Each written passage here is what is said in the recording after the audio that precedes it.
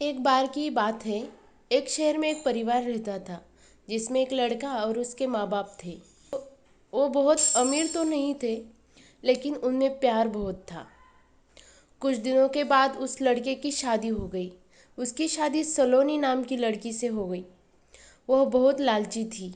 वह अपने पति को किटी पार्टी में जाने के लिए बार बार नए कपड़े और गहने लाने को बोलती थी। उसके पति ने उसको समझाया कि अपने बराबरी वालों से ही दोस्ती करना चाहिए। अगर तुम महीनों में 10 बार किटी पार्टी में जाओगी तो तुमको हर बार नए कपड़े और गहने कौन दिलाएगा। लेकिन वह अपने पति से ही झगड़ा करना शुरू कर देती थी और बोलती थी कि अगर मैं नए कपड़े गहने पहनकर नहीं जाऊंगी तो मेरी सहेलियां मेरा मजाक उड़ाएगी।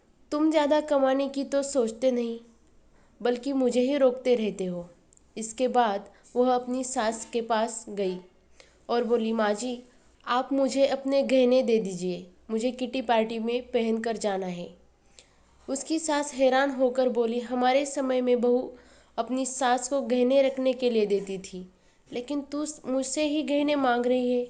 उसकी इन हरकतों से सारा परिवार दुखी था। एक दिन सलोनी की सहेली शिल्पा घर आई।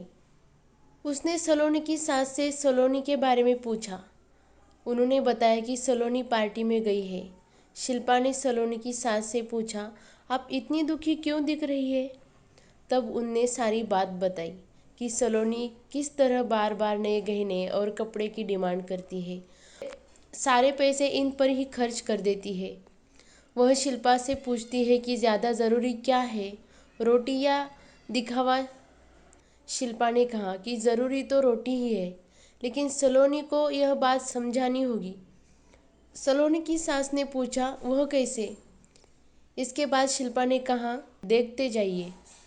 शिल्पा ने अपने जितने भी गहने और नए कपड़े थे सब लाकर सलोनी के घर रख दिए और उनका सारा राशन और फर्नीचर लेकर अपने घर चली गई।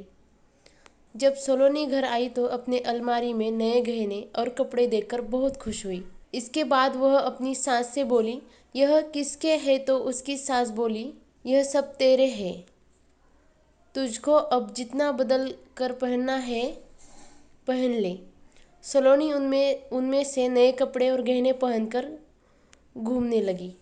कुछ देर के बाद वह जब रसोई में गई तो उसने देखा कि घर का सारा राशन गायब था।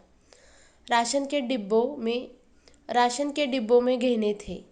वह अपनी सास से बोली, यह क्या है, घर का सारा राशन और फर्नीचर कहाँ गया। उसकी सास बोली, वह सब बेचकर ही तेरे लिए नए गहने और कपड़े लेकर आए हैं। अब तू इनको ही बदल बदल कर पहन। सलोनी बोली, लेकिन गहनों से पेट थोड़ी भरेगा, खाना तो खाना ही पड़ेगा। तभी सलोनी की सहेली शिल्पा भी आ गई। उसने कहा, जब पहले तुम्हारी सास ने तुमको समझाया तब तुम नहीं मानी, इसलिए हमने यह सब किया। अगर तुमको लगता है कि तुम्हारा पति पर्याप्त नहीं कमाता तो तुम खुद नौकरी क्यों नहीं करते। तुमको इन फालतू के दिखावे से बचकर अपने घर पर ध्यान देना चाहिए। अब सलोनी को अपनी गलती का एहसास हो चुका था। इसमें से यह सीख मिलती है, हमें फिजूल खर्ची से बचकर ज़रूरी चीज़ों पर ध्यान देना चाहिए। ऐसी ही कहानियाँ सुनने के लिए लाइक करें, शेयर करें और सब्सक्राइब करें।